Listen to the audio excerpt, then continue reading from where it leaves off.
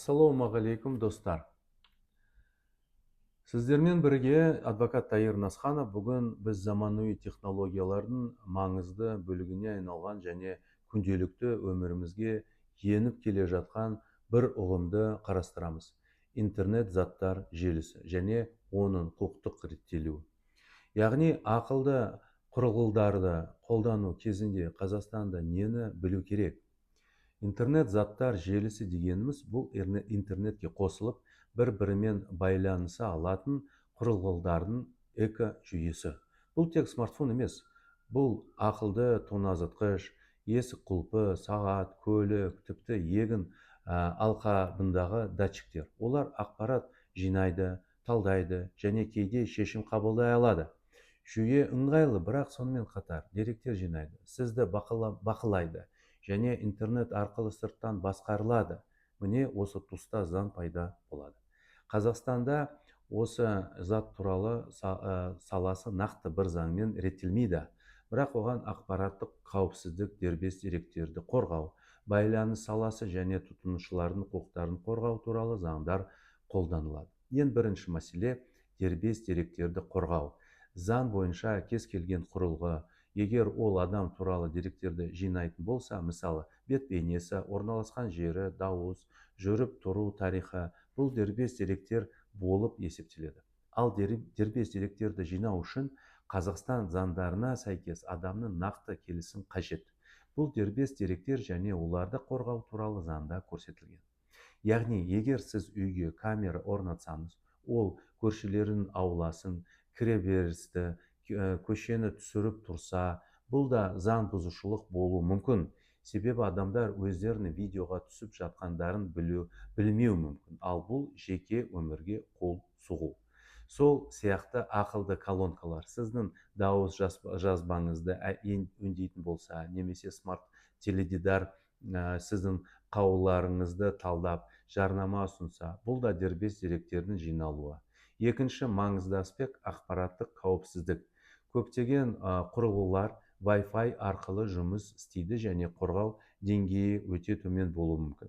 Бұл неге қауіпті? Егер құрылға сырттан кіруге мүмкіндік туса, шабуылдаушы сіздің жеке желіңізге, басқа құрылғыларыңызға және деректеріңізге қол жеткізе алады. Қазақстанда бұл ақпараттандыру туралы заңмен және қылмыстық кодекспен реттеледі. Заңсыз қол жеткізу бұл қылмыстық құқық бұзушылық. Сондықтан құрылғыларды орнату кезінде мынадай талаптарды ескеру қажет. Құпия сөзді міндетті түрде өзгертіңіз. Желін қорғайтын шифрлау әдістерін қолданыңыз. Жүйелі түрде құрылғаның бағдарламалық жасақтамасын жаңартып отырыңыз. Үшінші мәселе коммерциялық және өнеркәсіптік заттар. Бүгінде ауыл шаруашылығында, логистикада, көлік саласында, медицинада мыңдаған датчиктер, құрылғылар қолданылады. Бұл жерде де деректердің меншік иесі кім? Оны өңдеуге кімнің құқы бар? Заңдық сұрақтар туындайды. Егер компания сол заттардың арқылы клиенттің, пациенттің, қызметкердің деректерін жинаса, ол міндетті түрде деректерді қандай мақсатта жинайтынын түсіндіру керек, келісім алу тиіс, деректерді қорғауды қамтамасыз ету тиіс, жауапкершілікті өз мойнына алу тиіс. Мысалы, егер смарт браслет арқылы жұмыс орнында қызметкерлердің жүріп тұру бақыланса, бұл заң бойынша тек еңбек шартында нақты келісіммен жүзеге асу керек. Әйтпесе бұл еңбек құқығының, жеке өмірге қол сұқпау құқығын бұзу деп есептелуі мүмкін. Тағы бір өзекті тақырып – тұтынушы құқықтары.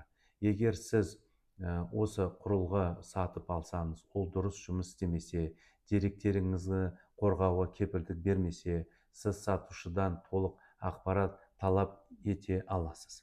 Тұтынушылардың құқықтарын қорғау туралы заңда өнім туралы нақты және шынайы ақпарат беру, қауіпсіздікке жауапкершілік және кепілдік талаптары бекітілген.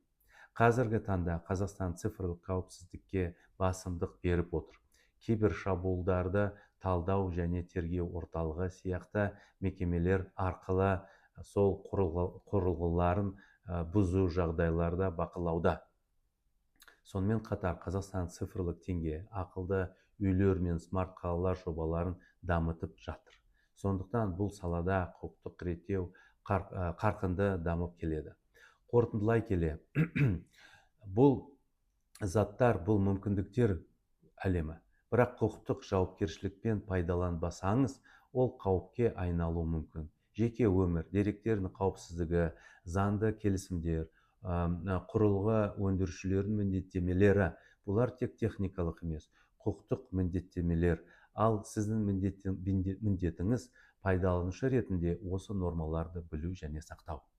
Егер сіз құрылғылар орнататын болсаңыз, клиенттің немесе қызметкердің деректерін жинайтын болсаңыз, міндетті түрде заңгермен кеңесіңіз. Бұл болашақта үлкен мәселелерден сақтайтын алғашқы қадам. Рахмет. Егер осы тақырып қызықты болса, арнаға жазылыңыз, лайк басыңыз және пікір қалдырыңыз. Сіздермен болған адвокат Таир Насханов. Келесі кездескенше.